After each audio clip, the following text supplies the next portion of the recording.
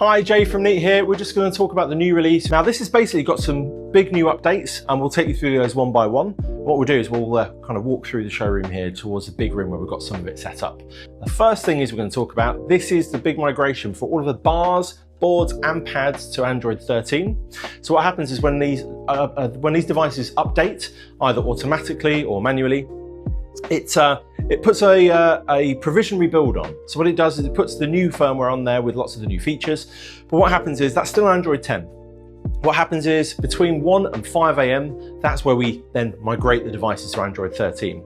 A little bit of a hack, if you're doing some testing, you want to get that done straight away. You can obviously just move the time zone to the device to between 1 and 5 AM, leave it for 20 minutes or so and that'll update. But that's essentially the rollout process, so it should be all hands off. But if we go and come over this way, thank you John for being my cameraman, what we're going to do is show off one of the larger meeting spaces where we've got multiple Neat sensors set up. Now this is a new feature we've got available and we'll give you a demo of that. But before we show you that, you will also see this device in this large meeting room here is running Google Meet. That is because we've just gone GA on Google Meet for all of our Generation 2 bars. So that's the Bar Pro and the Bar Gen 2. And that's running on the Pad. Now, obviously our new Pad Pro that we've just recently announced, that will also be running Google Meet when that's available as well. Google Meet runs on dual screen, single screen, and because of this initial release, it's all just working on the bars as you'd expect it. But of course, it will work with multiple Neat sensors, which is one of the new features of this release as well. So Neat sensors, really simple. We've originally could pair one. Now you can just put another one on the network, go into system settings and press pair again. And I'll show you that working. Also, you will also see over in the other end of the room, a new beta feature. I've got another Neat sensor paired. I've actually put this on one of our monopods in the corner of the room.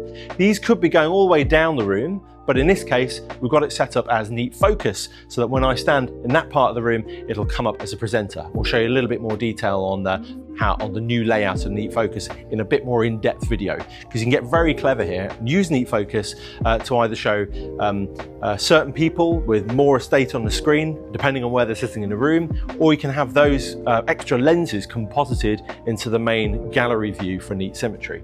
But what we'll do first, we'll fire up a Google Meet call, and what we'll do is we'll show off multiple sensors and dynamic framing working with some of the colleagues in this space.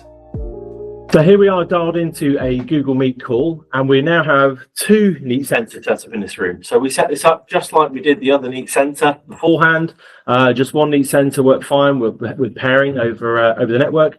Now we've got two, just pairing in the system settings, just like you did the first one. The difference is here, we've got more vantage points of the room with video and with audio as well. So we've got us all kind of around a larger space. Wes is right in the back of the room there, climbing that mountain at the back of the space. And what we'll do is we can turn on, obviously, group framing first. We're not using the Neat sensors at all, but we are using the microphones as I look towards the back of the space a little bit more. So just Wes, so I can say hi everyone from way back here.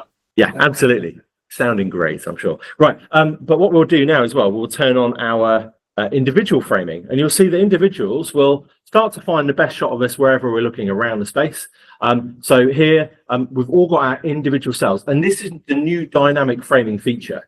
So as you'll see, John starts looking at the side of me, and it will cut to him at the front of the face. And I'm actually gonna gaze longingly into your eyes, Anne. There you go. And hopefully the cameras will start to go in the front as well. And also we've been quite clever with the boundaries. So what I've done here is I've made sure that everyone at the back of the room are only getting caught by the telephoto lens by the Bar Pro rather than the Neat sensor, which is further down the room. So that's why Wes is getting picked up that way. And this is how dynamic framing works. Basically, it's going to be choosing the best angle of wherever we're sitting, depending on how many people are in the space as well. So this will actually work up to 24 different participants around the space. And even when I start getting up and presenting, like one of those people that starts walking around the room and getting quite active, you'll see it will start framing me using the different telephoto lens or the wide angle lens and different things like that. There we go. Further I get back in the space, and then I'm going to hit down in a completely different space, really try and fool the system, and you'll see here what it will do is it will cut to that view from this Neat sensor at the back of the room. Now, one other big thing as well is that gives us the ability and we will let the camera catch up with me as I move around, of using the speaker focus tool as well. So we can use speaker focus. how that works is when I look at the back of the room, we'll be using these cameras here, and it's immediate camera changes. So everything we're doing within speaker focus is immediate, depending on wherever I'm looking with the space. I can even get up. It'll start doing the same tracking and it'll slowly track me around the space and cut from camera to camera. So it'll use the best corresponding camera wherever I'm looking with speaker focus. So that's one of the big differences. And obviously when the next person starts speaking. So John, can you tell me, did you have some porridge for breakfast? What did you have this morning, John? I managed to have a wonderful smoothie, a banana, but the highlight of my morning was getting a cup of tea made for me by Andy Deneen. Wow. Okay. Well, I can confirm that it's a very, very good cake. Yeah, that's fantastic. Yeah. Okay. So what we've also got here is the ability to do the wide shot, the in and out, and all that sort of thing, and then back to dynamic framing with individuals. But a really big thing to shout about as well is when you start bringing in a third neat center, which is our new beta feature. Okay, so we've enabled 2 at GA with this release. A third neat center is now available. That could just be used in exactly the same way to give you more pickup down this longer table.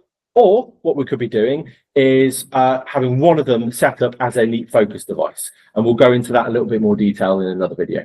So thanks very much. That's a quick wrap up of the firmware update. So we've gone over the dynamic framing, Android 13, Google Meet, multiple sensors, and then with the new neat focus, which I'll go into more detail on as well. So any questions at all, give us a shout. Thanks very much.